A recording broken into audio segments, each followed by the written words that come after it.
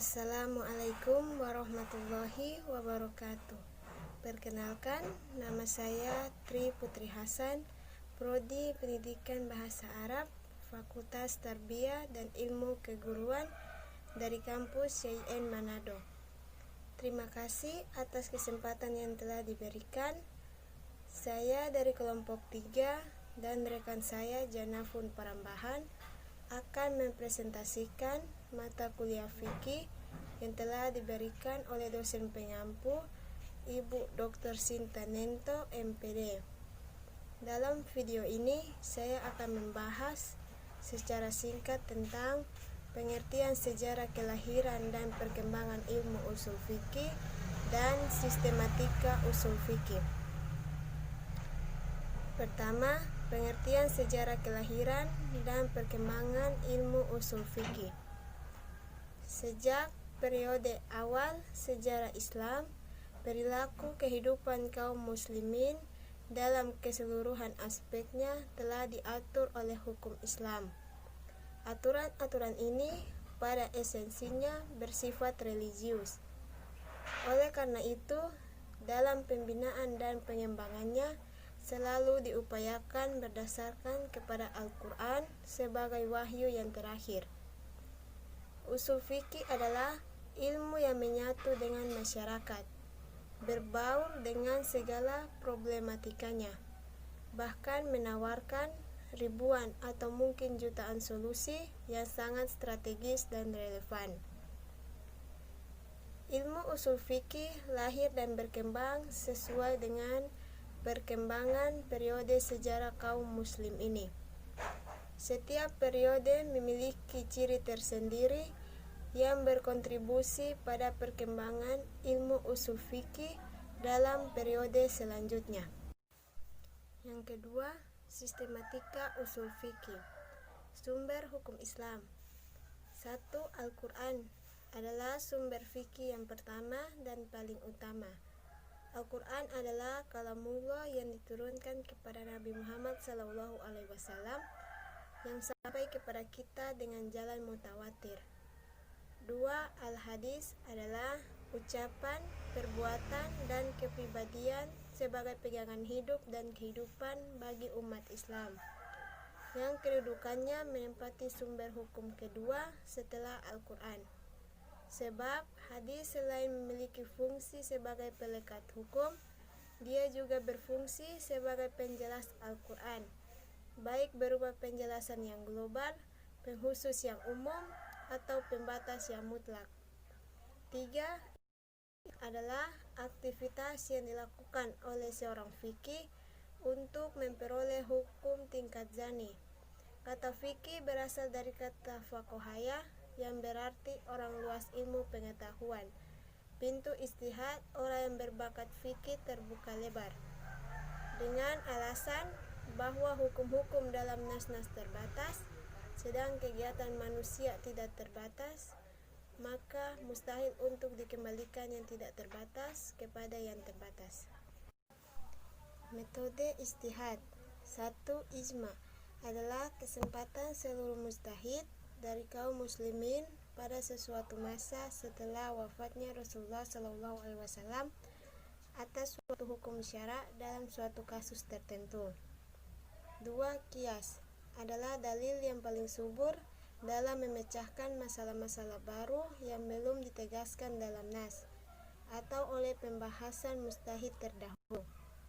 3. Istihsan adalah perpindahan dari suatu hukum yang telah ditetapkan oleh dalil syara kepada hukum lain, karena dalil syara yang mengharuskan perpindahan ini sesuai dengan jiwa syariat Islam. 4. Al-masalah al-mursalah. 5. Al-uruf adalah sikap, perbuatan, dan perkataan yang bisa dilakukan oleh kebanyakan manusia atau oleh manusia seluruhnya. 6. Istishab adalah tetapnya satu hukum selama tidak ada yang merubahnya. Jadi, hukum yang telah ditetapkan pada masa yang lalu, terus demikian keadaannya, sampai ada yang menetapkan hukumnya. 7. Syar'u man qablana adalah syariat yang telah terjadi pada masa Nabi sebelum Muhammad SAW. Kemanusiaan syariat itu masih dipergunakan. 8. Mazhab sahabi adalah pendapat sahabat, tetapi keberadaannya diperdebatkan. Sebagian ulama menyatakan pendapat sahabat biasa dijadikan hujah. Jumhur ulama menyatakan bahwa pendapat sahabat tidak menjadi hujah. 9. Sadud jariyah adalah penutup jalan yang menyampaikan kepada perbuatan haram dan kemaksiatan. Jariyah adalah wasilah yang menyampaikan pada perbuatan yang halal, maka hukumnya halal, dan yang menyampaikan kepada yang wajib, hukumnya wajib. C. Tujuan dan kegunaan mempelajari usul fikih. Tujuan usul fikih adalah menerapkan kaidah dan membahasnya pada dalil-dalil dan pembahasannya pada dalil-dalil yang detail untuk diambil hukum syaraknya, sehingga dengan kaidah dan pembahasannya dapat dipahami nas-nas syarak dan dengan hukum-hukum yang dikandungnya dapat diketahui sesuatu yang mempelajari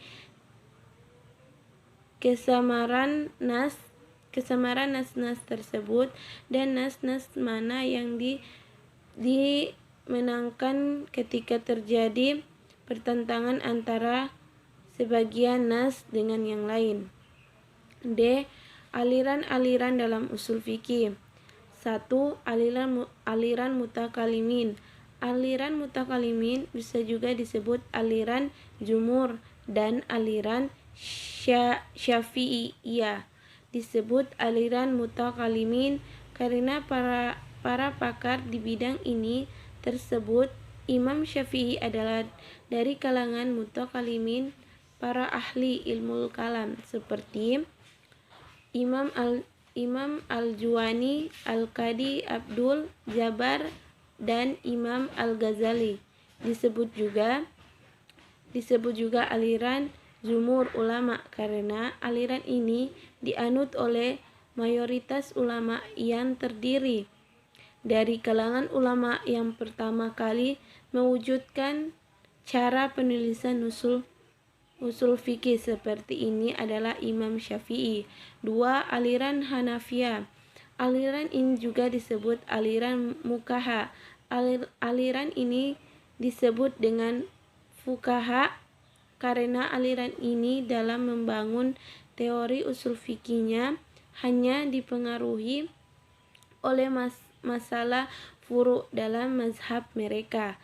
3. Aliran mutakhirin. Metode ini merupakan gabungan antara metode mutakalimin dan metode fuqaha. Metode yang ditempuh ialah dengan cara mengombinasi kedua aliran tersebut. Hanya ini yang bisa saya sampaikan. Apabila kekurangan, saya mohon maaf. Wallahu muwaffiq ila aqwamit thoriq. Wassalamualaikum warahmatullahi wabarakatuh.